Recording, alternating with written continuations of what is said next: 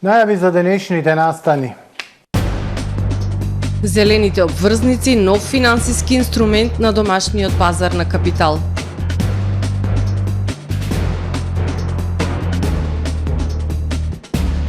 Заклучоци за спроведување на препораките на УНЕСКО за заштита на Охридскиот регион.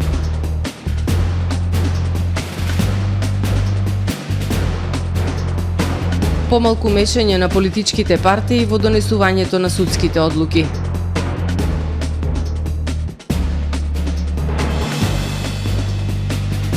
Апел за помош на Алпа и Муфти од Охрид.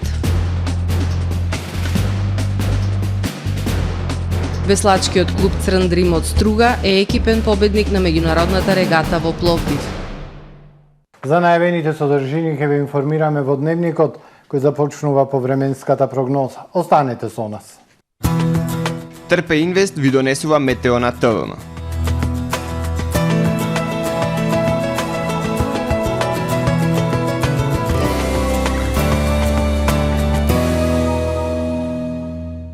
Во Охрид е свежо утро, а времето во текот на денот претежно сончево со локална облачност и топло со измерени максимални 22 степени Целзиусови во текот на ноќта кон четврток, ведро со локална облачност и топло. Утре над британските острови, над Скандинавија, умерено облачно и нестабилно со дожд и ветер. Во останатите делови од Европа, времето ќе биде претежно сончево со локална облачност и надпросечно топло за овој период од годината. На Балканскиот полуостров во четврток сончево со локална облачност и исто така надпросечно топло за септември. Максималните дневни температури на Балканот од 21 до 28. Во Македонија во четврток свежо утро со утрински температури во интервал од 7 до 16 степени, а во времето во текот на денот сончево со локална облачност и топло со до умерен северен и североисточен ветер, во југоисточните делови до умерен југоисточен ветер. Максималните дневни температури во Македонија од 21 до 30 степени. Во Охрид во четврток претежно сончево време со локална облачност и топло со североисточен ветер, минималната 12, дневната 23, а во петок и сабота свежи утре со температура од 11 односно 10 степени. Во текот на денот сончево и топло време со температура до 23. Во недела претежно сончево време со локална облачност и максимални 22 степени Целзиусови.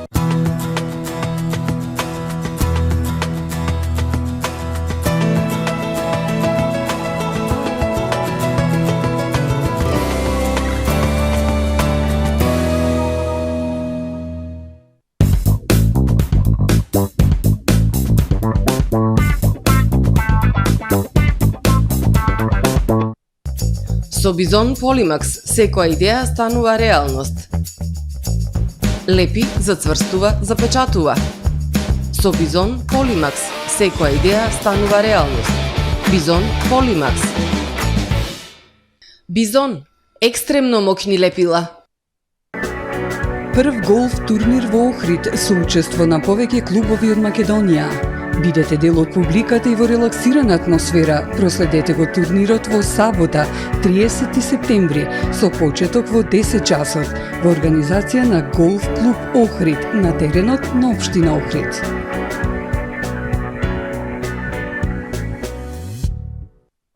Тамаро е 25 години охридски водечки лидер и препознатлив бренд. Обуките од менаџерскиот тим се доказ за максимална посветеност кон вработените. Тамаро Холдингот се грижи за организацијата и на време пренесените информации кои отсликуваат тимската работа. Секој успех на вработениот е успех и на компанијата. Маркетите располагаат со производи со висок квалитет од секакви брендови по одлични цени. Вкусните печива од Анабела пекарата се веќе омилен појадок на многу потрошувачи во Охрид. Анабела кујната услужува голем број на потрошувачи и компании.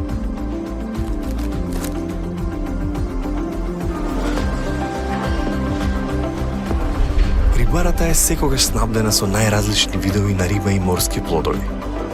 А месарниците располагаат со свежо месо и местни производи во секое време. Уживајте во својот охридски домаќин. Тамаро, повеќе од маркет.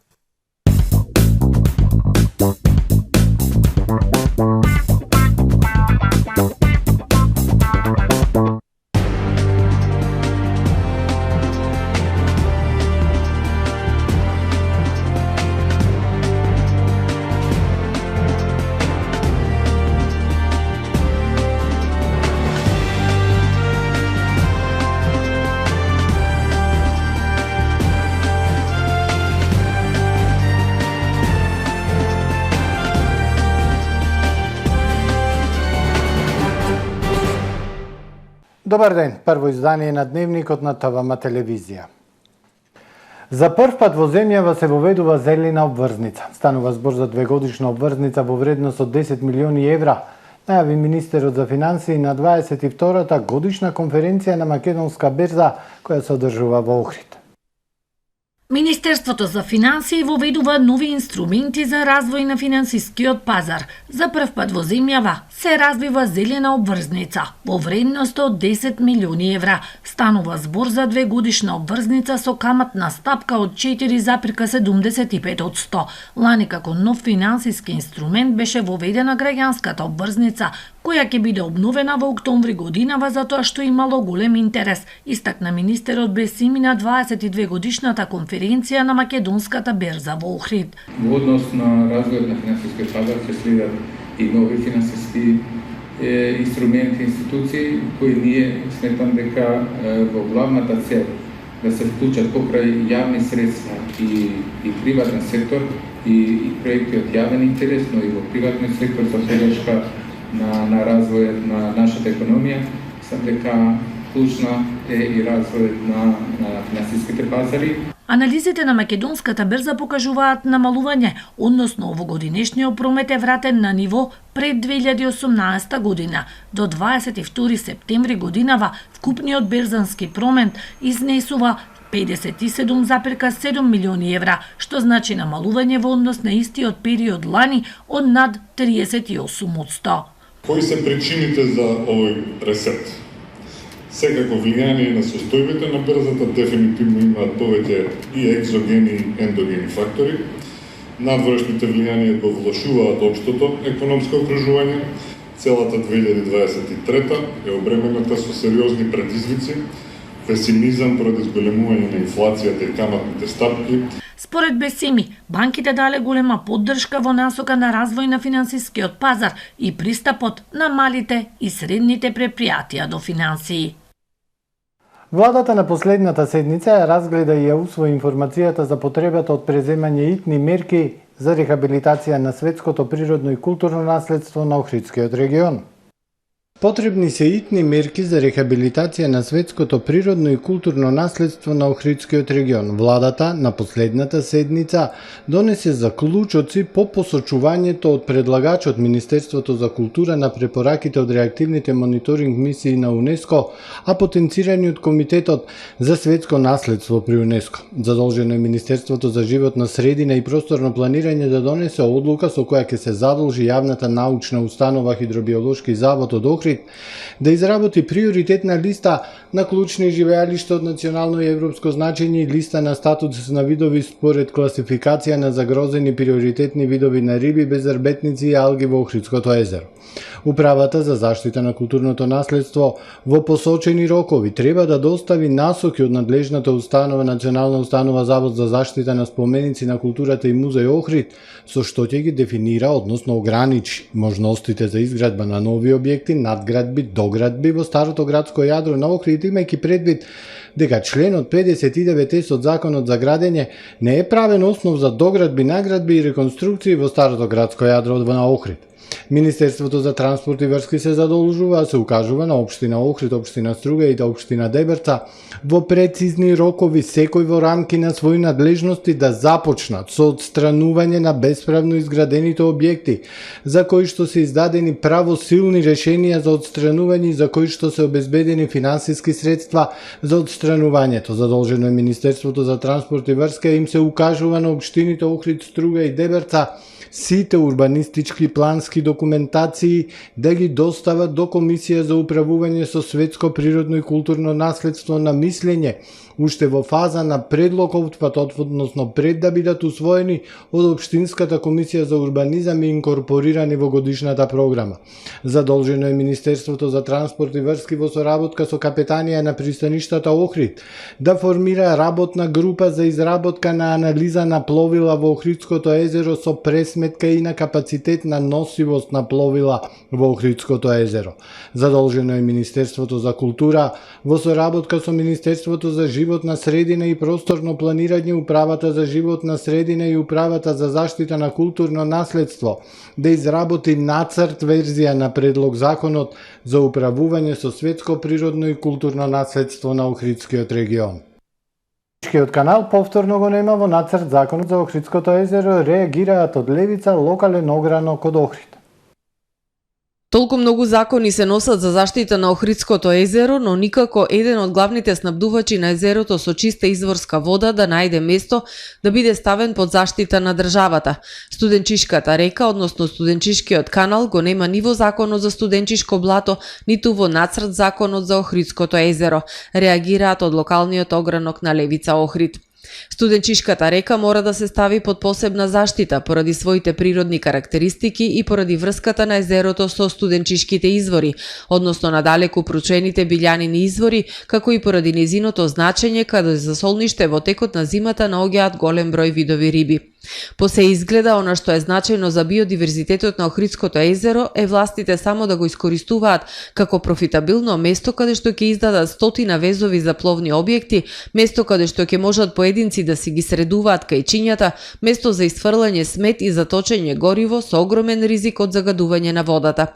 Ако Студенчишката река не се вклопи во некој од овие два закони и не ја заштитиме, таа во иднина ќе прерасне во ругло на градов, место кое поради некакви и нечии интереси не сме успеале да го спасиме од пропаѓање и уништување.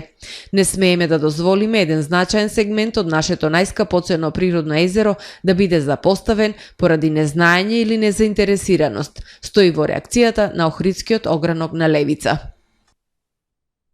Политиката го турка правото на страна и со политички договори се решаваат проблемите. Повеќе пати се покажа штетноста на таквата практика. Напуштањето на теренот на правото води кон низа непредвидливи последици, велат експертите. Корупцијата кај нас представува системски проблем, влезе нај во сите пори од општеството, од највисоката власт до најниските слоеви на остварување на политичка и економска моќ, вели академик Владо Камбовски.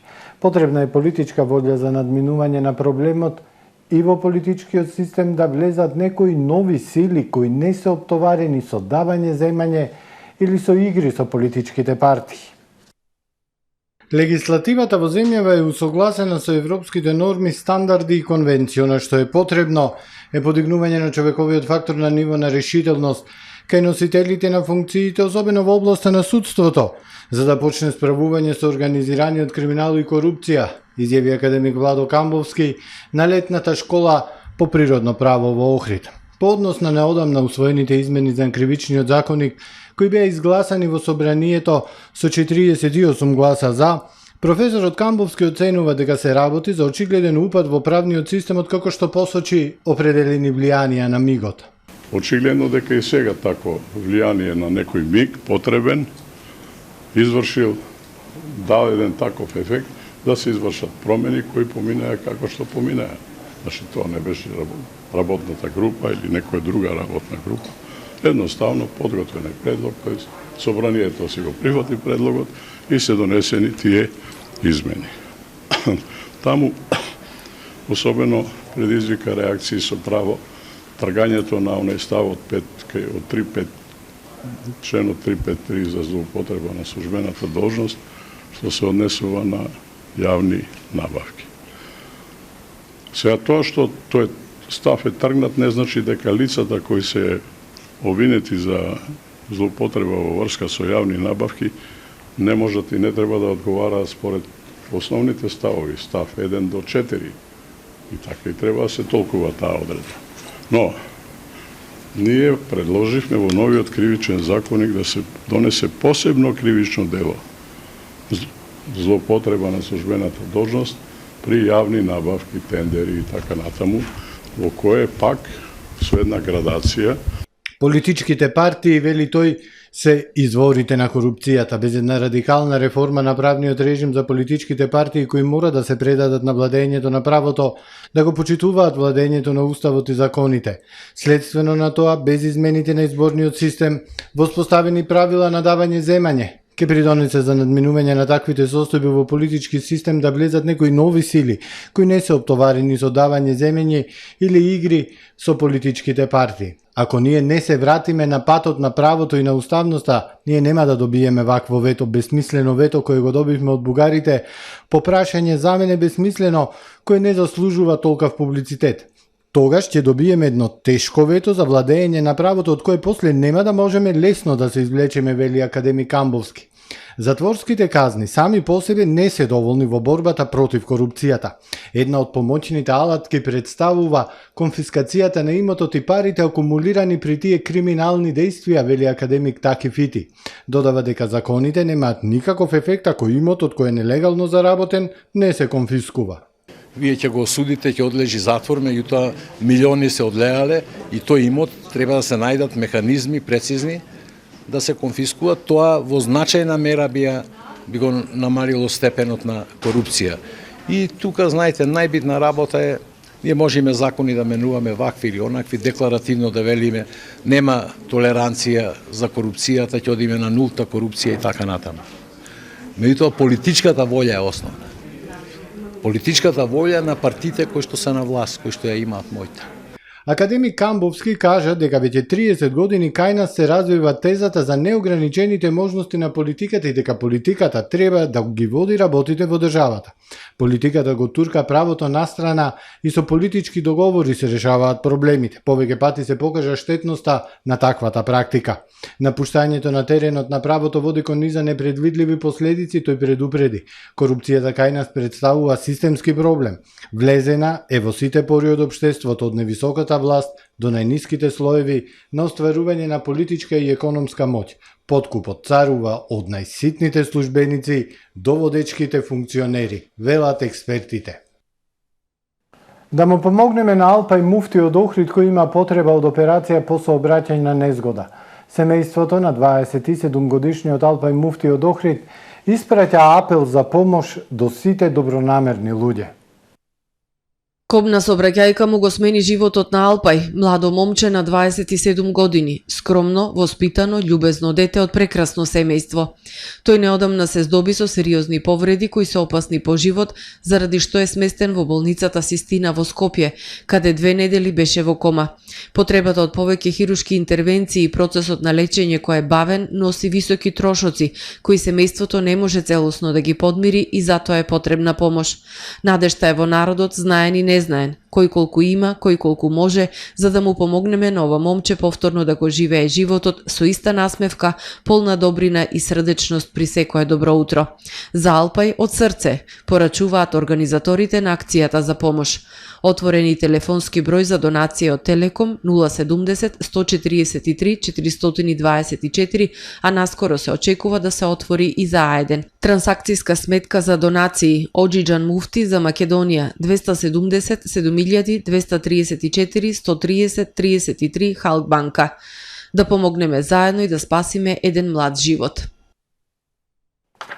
Веслачкиот клуб Црн Дрим од Струга е екипен победник на меѓународната регата во Пловдив, Бугарија. Струшките веслачи остварија фантастични резултати во силна конкуренција.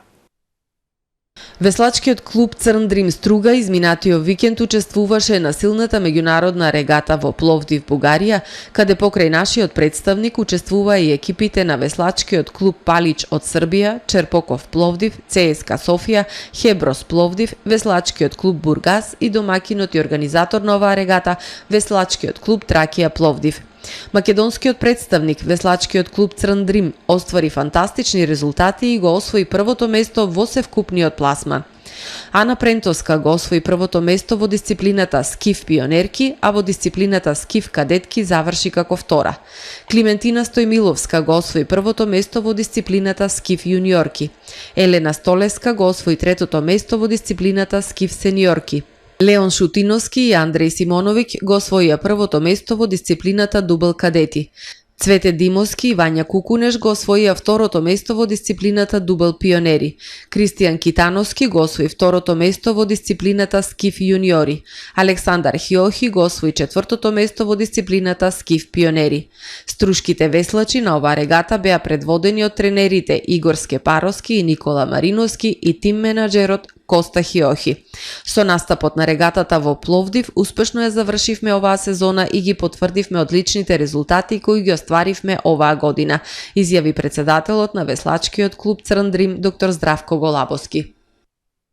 Избрани најдобрите литературни и ликовни творби на објавениот конкурс на тема "Со плодови во топли есенски бои исполни ги дланките своји". Во соработка со Охридските основни училишта, жири комисијата ги разгледа пристигнатите литературни и ликовни творби на објавениот конкурс на тема "Со плодови во топли есенски бои исполни ги дланките своји" и изврши избор на најдобрите литературни и ликовни трудови. Од пристигнатите литературни творби награди освоија прва награда во висина од 7.000 денари Кристијан Димитриевски, 6-то оделение од основното училиште Кочо Рацин од Охрид. Втора награда во висина од 5.000 денари Мија Иловска, 3-то оделение од основното училиште Кочо Рацин од Охрид, а трета награда во висина од 3.000 денари Софија Каралиевска, 1-во оделение од основното училиште Григор Парличев од Охрид. Од пристигнатите ликовни творби награди освоија: прва награда во висина од 7.000 денари Јана Билбиловска, 12 години од основното училиште Живко Чинго од селото Велгошти од Охрид. Втора награда во висина од 5.000 денари Лена Китановска, 2-ро оделение од основното училиште Григор Парличев од Охрид. И трета награда во висина од 3.000 денари Јана Ристеска од 4-то оделение од основното училиште Свети Наум Охридски од село Пештани од Охрид. Наградените ученици во придужба на родител треба да достават трансакциски сметки во оделението за заштита и влијание врз живот на средина при општина Охрид на улицата Димитар Влахов број 57, секој работен ден од 7:30 до 15:30 часот. И оваа година Општинското средно училиште Свети Климент Охридски е дел од образовниот проект за млади луѓе за светско наследство "Земете ја иднината во ваши раце", финансиран од програмата на Европската Унија за граѓанска отпорност. Овој проект е инициран како поддршка на иницијативата на Центарот за светско наследство на УНЕСКО и проектите на мрежата на поврзани училишта ASP.NET. Целта на проектот е да се развие иновативен и едукативен пристап за поддршка на зачувување на светското наследство во регионот на Охридското езеро, како и отпадот и нивно интегрирано управување. Крајната цел е да инспирираат и зајакнат посветеноста на младите луѓе, да го зачуваат нашето наследство, како и да помогнат во премостување на јазот меѓу училиштето и општеството, преку обезбедување стимулативни активности кои промовираат вклученост на заедницата. За оваа активност на 20 септември беше спроведен информативен состанок меѓу 6 училишта, во кој беа вклучени и 10 наши гимназијалци, информираат од училиштето. А во продолжение вестите од светот. Српскиот министер за надворешни работи и вице-премиер Ивица Дачич за време на гостувањето на Радио Телевизија Србија изјави дека Албин Курти е единствениот виновен за она што се случи на Косово викендов.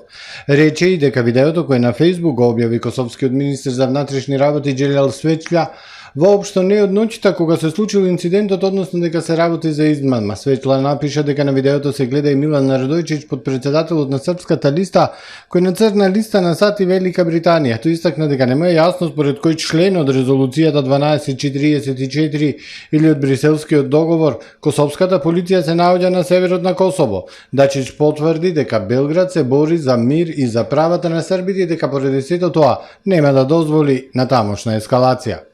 Сепаратистичките власти во Нагорно Карабак соопштија дека најмалку 20 луѓе загинале во вторникот по експлозија во складиште за гориво, а илјадници избегале од регионот и зајупатиле кон Ерменија. Експлозијата се случила во регионален главен град познат како Степанекарт од Ерменија и Ханакенди од Азербеџан. Властите соопштија дека 290 лица се хоспитализирани. Ерменија во вторникот соопшти дека најмалку 13.000 луѓе пристигнале од Нагорно Карабах откако Азербеџан започна за преземање контрола врз областа. Поранешниот американски председател Доналд Трамп и неговата семејна фирма ја надувале вредноста на нивниот тим од пресуди њујоршкиот судија во тужбата поднесена од државниот обвинител Летиција Џејмс, во која се тврди дека Трамп лажел за вредноста на својот имот. Одлуката на судијата Артур Енгорон од Државниот суд во Њујорк во Менхетан ќе ја олесни на државниот обвинител Летиција Џејмс да утврди одштета на судењето закажано за 2 октомври. Понатаму, во случај тој да биде прогласен за виновен, значително ќе му отежне на Трамп да работи во земјата. Судијата опиша како Трамп, неговите возрастни синови Доналд Џуниор и Ерик, организацијата Трамп и другите обвинети фабрикувале проценки и ја надувале нето вредноста на Трамп за да одговараат на нивните деловни потреби. Во пожар на свадба во Ирак во кој настрадаа најмалку 100 лица загинаа и младенците, објави Ахмед Дубардани, заменик шеф на здравствената администрација во Ниневија. Обраќајќи им се на новинарите на пресконференција, додаде дека најмалку 50 лица се во критична состојба, од кои најмалку половина се здобиле со изгореници. Додаде дека повеќето од повредените се млади мажи и жени, а засега никој не е отпуштен од болница. Очевидци изјавија дека стотици луѓе славеле таму, кога зградата се запалила околу 10 часот и 45 минути по локално време. Го завршуваме првиот дневник на ТВМ. Ви благодарам на вниманието со кое не следевте. Пријатно!